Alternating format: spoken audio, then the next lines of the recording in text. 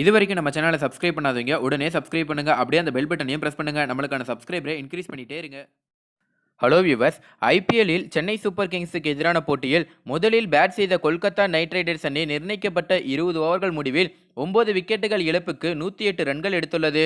ஐபிஎல்லின் இன்றைய போட்டியில் Chennai super Kings Kolkata night Riders அணிகள் விளையாடியது. டாஸ் வென்ற சென்னை சூப்பர் கிங்ஸ் அணி முதலில் பந்து வீச்சை தேர்வு செய்தது. கொல்கத்தா பேட்ஸ்மேன்கள் களமிறங்கிய வேகத்தில் வரிசையாக பெவிலியனுக்கு நடையை கட்டினர். முதல் ஓவரில் சாகர் பந்தில் கிறிஸ்லின் ஆட்டமிழந்தார். இரண்டாவது ஓவரில் ஹர்பஜன் சிங் பந்தில் சுனில் நரேன் ஆட்டமிழந்தார். மூன்றாவது ஓவரில் சாகர் பந்தில் ராணா ஆட்டமிழந்தார். இதையடுத்து 5வது ஓவரில் உத்தப்பாவையும் சாகர் வீழ்த்தினார்.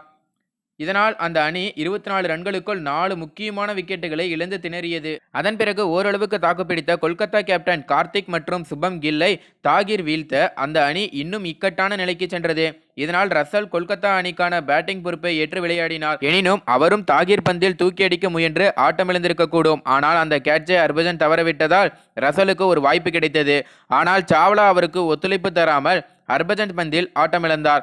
அவரை தொடர்ந்து களமிறங்கிய குல்தீப் மற்றும் பிரசித் கிருஷ்ணா ஆகியோரும் அடுத்தடுத்து ஆட்டமிழக்க கொல்கத்தா அணி 79 ரன்களுக்கு 9 விக்கெட்டுகளை இழந்தது. ஆனால் தனிநபராக இருந்த ரசல் பெரும்பாலான ஸ்ட்ரைக்கை தானே எடுத்து விளையாடினார். எனினும் அவரால் வழக்கமான பாணியில் அட்டகாசமான அதிரடி ஆட்டத்தை வெளிப்படுத்த முடியவில்லை. ஆனால் அவர் கொல்கத்தா அணியை 100 ரன்களை கடக்க செய்தார். கடைசி ஓவரில் மட்டும் அவர் ஒரு சிக்ஸர் 2 பவுண்டரிகளை அடித்தார். இதன் மூலம் கொல்கத்தா நைட் ரைடர்ஸ் அணி நிர்ணயிக்கப்பட்ட 20 ஓவர்கள் முடிவில் 9 விக்கெட்டுகளை இழந்து 108 ரன்கள் எடுத்துள்ளது. கடைசி பந்தில் பவுண்டரி அடித்ததன் மூலம் ரசல் தனது அரை சதத்தையும் எட்டினார். இறுதி வரை ஆட்டமிழக்காமல் இருந்த அவர் 44 பந்துகளில் 5 பவுண்டரி 3 சிக்ஸர்கள் உட்பட 50 ரன்கள் எடுத்தார்.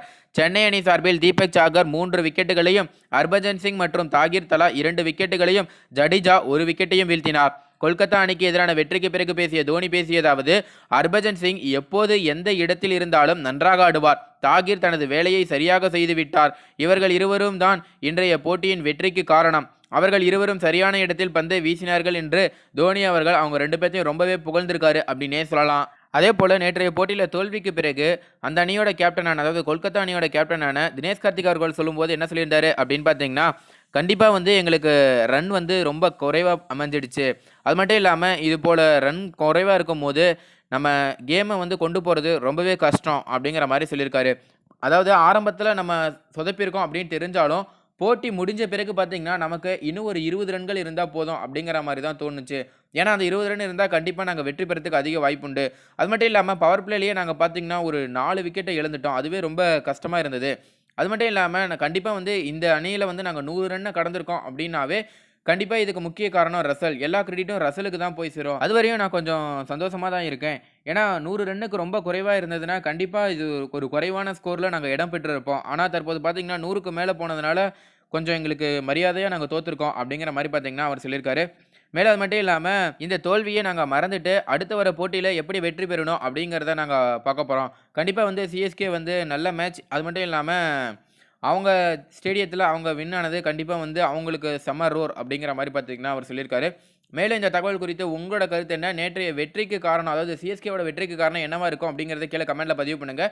அதே போல் நேற்றைய போட்டி பார்த்தீங்கன்னா ரொம்ப ஸ்லோவாக போனதுனால நிறைய பேர் இது ஐபிஎல் டெஸ்ட்டா அப்படிங்கிற மாதிரி கூட கேட்க ஆரம்பிச்சிட்டாங்கன்னே சொல்லலாம். மேலும் இந்த தகவல் குறித்து உங்களோட கருத்து என்ன அப்படிங்கிறத கீழே கமெண்ட்டில் பதிவு பண்ணுங்கள். மேலும் இந்த தகவல் உங்களுக்கு பிடிச்சிருந்துச்சுன்னா மறக்காமல் லைக் பண்ணி ஷேர் பண்ணுங்கள். இதே போல் பல தகவலை தெரிஞ்சுக்கொள்ள நம்ம சேனலை உடனடியாக சப்ஸ்கிரைப் பண்ணுங்கள். தேங்க்யூ.